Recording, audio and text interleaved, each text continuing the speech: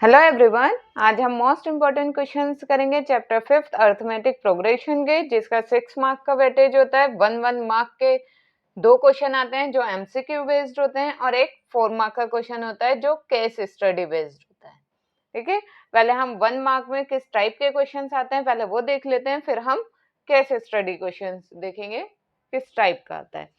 अब देखिए 1 मार्क के क्वेश्चन में आपके किस टाइप के क्वेश्चंस आते हैं। पहले हम इस चैप्टर के जो फॉर्मूलेज हैं वो देख लेते हैं। इस चैप्टर में है एन का nth टर्म का formula a plus n minus 1 D, और सम का फॉर्मूला क्या होता है Sn का n अपॉन 2 ब्रैकेट में 2a plus n minus 1 D.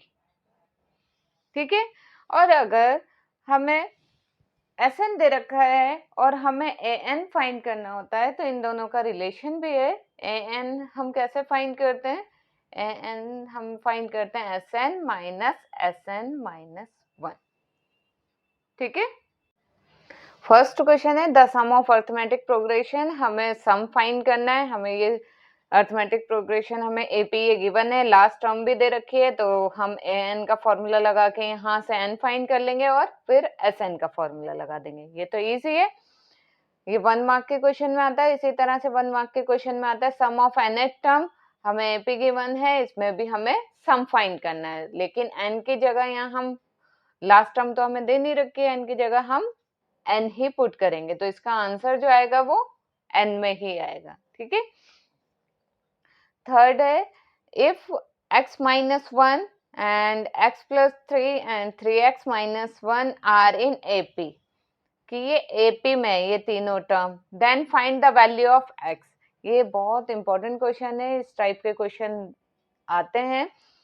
अब यहाँ पर वैल्यूज चेंज हो सकती है लेकिन पैटर्न एक ही रहता है। वो कैसे? अब देखिए इन दोनों का डिफरेंट करेंगे d और इन दोनों का डिफरेंट करेंगे, कॉमन डिफरेंस सेम होता है। इन दोनों का d1 और ये अगर हम ले ले d2 तो ये सेम होगा, दोनों का कॉमन डिफरेंस। तो हम इसमें कर देंगे a2 माइनस a1, कि इसका डिफरेंस इक्वल होगा a3 माइनस a2। ठीक है, यहाँ पर हम वैल्यू पुट करेंगे, x की वैल्यू फाइंड हो जाएगी। वैल्यू पुट करते हैं अगर हम x plus 3 minus x minus 1, minus बाहर है तो साइन चेंज हो जाएगा। अब इसी तरह से ये आ जाएगा a3 3x माइनस 1, माइनस है तो साइन चेंज हो जाएगा, ये आ जाएगा x माइनस 3। ठीक है, अब देखिए ये प्लस माइनस ये कैंसिल हो गया, ये आ गया प्लस का 4 इज इक्वल टू ये आ गया 2x माइनस 4, ये माइनस 4 इधर आ जाएगा, 8 is equal to 2x, x is equal to 8 upon 2, कितना आ गया 4। इस चैप्टर में आपके एमसीक्यू में 2 क्वेश्चन आते हैं, एक तो इस तरह के होते हैं और एक आते हैं स्टेटमेंट बेस पर।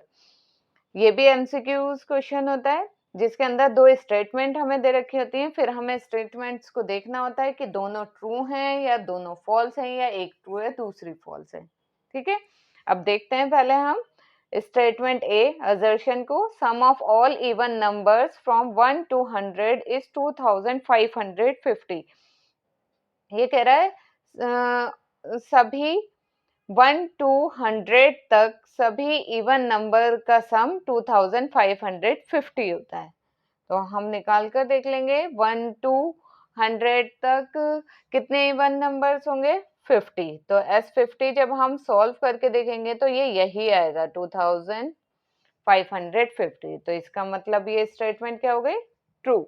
अब स्टेटमेंट आर देख लेते हैं, reason in an AP sum of n term that is Sn is equal to n upon 2 2a plus n minus 1d। Sn का फॉर्मूला यही होता है, तो इसका मतलब ये भी ट्रू है। तो जिस ऑप्शन में हमारी बहुत स्टेटमेंट असर्शन और स्टेटमेंट रीजन बहुत ट्रू होंगी उसको हम टिक कर देंगे। ठीक, अब क्वेश्चन नंबर 5 है स्टेटमेंट ए। हमें दे रखी है -5 -2 0 2 5 इज एन अर्थमेटिक प्रोग्रेशन। या ये अर्थमेटिक प्रोग्रेशन में है, कॉमन डिफरेंस देख लेते हैं। इन दोनों का कॉमन डिफरेंस करेंगे, कितना आ जाएगा, -2 माइनस -5, तो ये प्लस का 5 हो जाएगा, कितना आ गया ये 3। इन दोनों का कॉमन डिफरेंस कितना आएगा, 0 माइनस -2, ये आ जाएगा 2, और इन दोनों का 2। तो इसका मतलब ये कॉमन डिफरेंस सेम नहीं है। कॉमन डिफरेंस सेम होना चाहिए जब ये अर्थमेटिक प्रोग्रेशन कहलाती है, तो इसका मतलब ये क्या है, फॉल्स। अब स्टेटमेंट आर देखते हैं। The term of an arithmetic progression can have both negative and positive rational number. Arithmetic progression में टर्म्स जो होती हैं नेगेटिव और पॉजिटिव रेशनल नंबर दोनों ही होती हैं ट्रू। तो जिस ऑप्शन में हमारा कि statement assertion false and statement reason true होगा, उसको हम टिक कर देंगे। ठीक है, अब हम देखते हैं केस स्टडी बेस्ड क्वेश्चन। अब केस स्टडी बेस्ड क्वेश्चन इस टाइप का आता है जिसमें हमें पिक्चर भी दे रखी होती है। अब क्वेश्चन में क्या कह रहा है, Raima applied for a job and got selected. Raima apply करती है जॉब के लिए और सेलेक्ट हो जाती है। She has been offer a job with a starting monthly salary of ₹65,000 with an annual increment of ₹5,000 in her salary। मतलब जो उसकी जॉब के लिए ऑफर दिया जाता है उसे कि उसकी मंथली सैलरी होगी 65,000 और हर साल उसका इंक्रीमेंट होगा 5,000। हर salary for the first, second and third year will be respectively, मतलब हर साल उसके 5,000 बढ़ रहे हैं। तो फर्स्ट ईयर उसकी थी 65,000, सेकेंड ईयर 5,000 ऐड हो गए 70,000, फिर इसमें 5,000 ऐड हो गए तो 75,000। ये क्या बन गई हमारी एपी, जिसमें ए क्या हो गया 65,000 और जो हर साल इंक्रीमेंट हो रहा है वो हो गया हमारा डी। ठीक है, अब क्वेश्चन क्या कह रहा है, इसमें हमारे 4 मार्क का क्वेश्चन आता है जिसमें 2 क्वेश्चन भी आपको दे सकते हैं 2-2 मार्क्स के, या फिर 3 क्वेश्चन आपको दे देते हैं, वो 1-1 मार्क के 2 क्वेश्चन होते हैं और एक 2 मार्क का क्वेश्चन होता है। इसलिए टोटल मिला के ये कितने मार्क्स का होता है, 4 मार्क का केस स्टडी क्वेश्चन होता है। अब फर्स्ट क्वेश्चन है, what will be her salary in 10th year. 10th year में उसकी सैलरी कितनी हो जाएगी, तो हम इसमें क्या करेंगे, हम इसमें डायरेक्ट फॉर्मूला लगा देंगे A10 हम फाइंड कर लेंगे तो हमें पता लग जाएगा कि उसके 10th ईयर में सैलरी कितनी होगी। अब इसका सेकंड पार्ट है, after how many years her salary will be 90,000। कितने साल बाद उसकी सैलरी 90,000 हो जाएगी। तो इसका मतलब ये हमें दे रखा है an, इससे हम n फाइंड कर लेंगे, तो हमें जो n आएगा वो हमें पता लग जाएगा कितने इयर्स बाद उसकी सैलरी 90,000 हो जाएगी।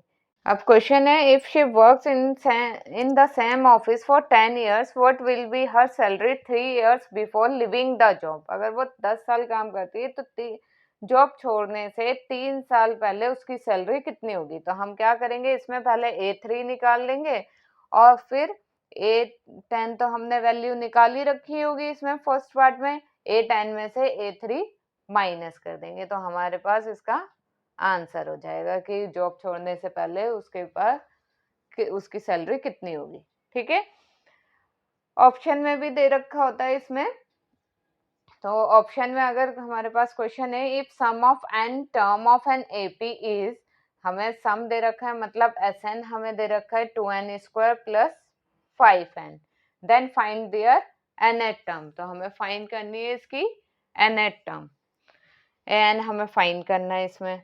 तो उसके लिए हमारे पास फॉर्मूला होता है एन फाइंड करने के लिए Sn माइनस Sn-1। तो ये तो हमारे पास है, ये फाइंड निकाल लेंगे हम Sn-1, जहां पर भी n है वहां पर हम n-1 रख देंगे, n-1 का स्क्वायर प्लस 5n-1, तो ये जाएगा 2, ये आ जाएगा n² plus 2n minus 2n plus 1, हमने स्क्वायर वाला फॉर्मूला लगा दिया, A² minus 2AB plus B²। अब ये अंदर मल्टीप्लाई कर देंगे 5n माइनस 5, तो ये हो जाएगा 2n² minus 4n plus 2 plus 5n minus 5। 2n², ये आ गया हमारा प्लस n और ये -3। ये वैल्यू अब इसमें पुट कर देंगे। an is equal to Sn हमारा था 2n² plus 5n minus Sn रख देंगे, Sn -1, तो साइन चेंज करके रखेंगे क्योंकि बाहर माइनस है। 2n² minus n plus 3। अब देखिए ये प्लस माइनस ये कैंसिल हो गया, 5n में से -n माइनस होगा तो ये आ जाएगा 4n प्लस 3। हमारे पास nth टर्म आ गई 4n प्लस 3।